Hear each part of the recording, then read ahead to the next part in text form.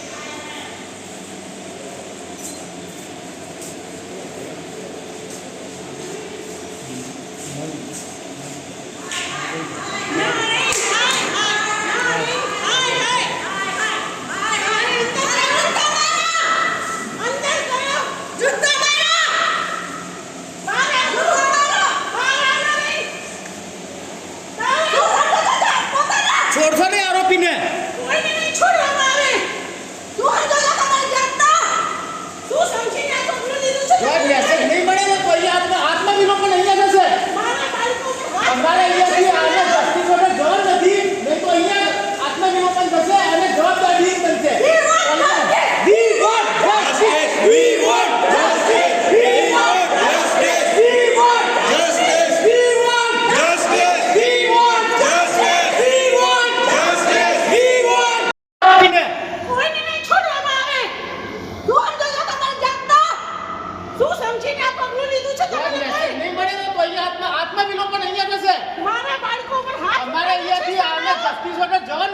नहीं तो અહીંયા આત્મવિલોપન થશે અને જવાબદારી બનશે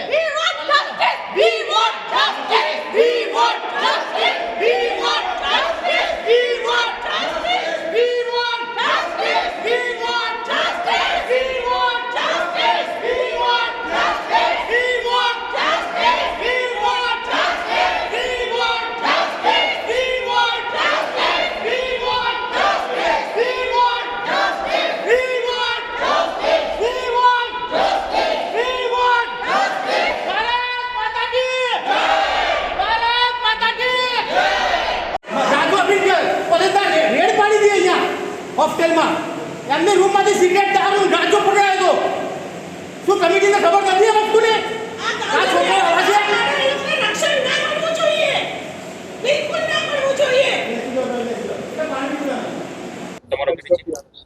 મારું નામ કીર્તિ કોટક છે। મારો છોકરો ઈશાન કોટક આ મેડિકલ કોલેજમાં ઇન્ટર્નશીપ પૂરી કરી છે। એનું ગયા વીકમાં એના જ સિનિયર્સ અને એના ક્લાસમેટ સાથે થઈ અને એ લોકોએ અપહરણ કર્યું।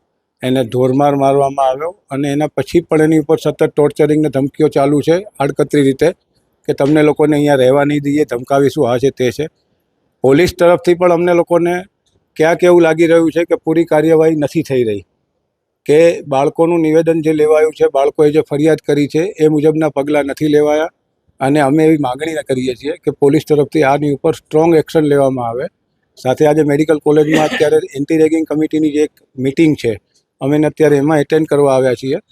એ એટેન્ડ કરી અને અમે પણ ડીનને અને એન્ટી રેગિંગ કમિટીને એવી ભલામણ કરીએ છીએ કે આવા બાળકોને, આવા સ્ટુડન્ટ્સ જે આ રીતે રેગિંગ કરે છે અને બીજા લોકોને હેરાન કરે છે એની ઉપર એવો સજાપાત્ર દાખલારૂપ ચુકાદો આપે કે એને જોઈને બીજી વાર બીજો કોઈ આવો સ્ટુડન્ટ આવું કરવાનો વિચાર ના કરે। અમે એને સસ્પેન્શન નહીં, એમની ડિગ્રી જ રદ કરવામાં આવે એ માગણી કરીએ છીએ। આને લગતું અમે સીએમ સાહેબ સુધી પણ ફરિયાદ કરી રહ્યા છીએ અને જવાબ માગી રહ્યા છીએ।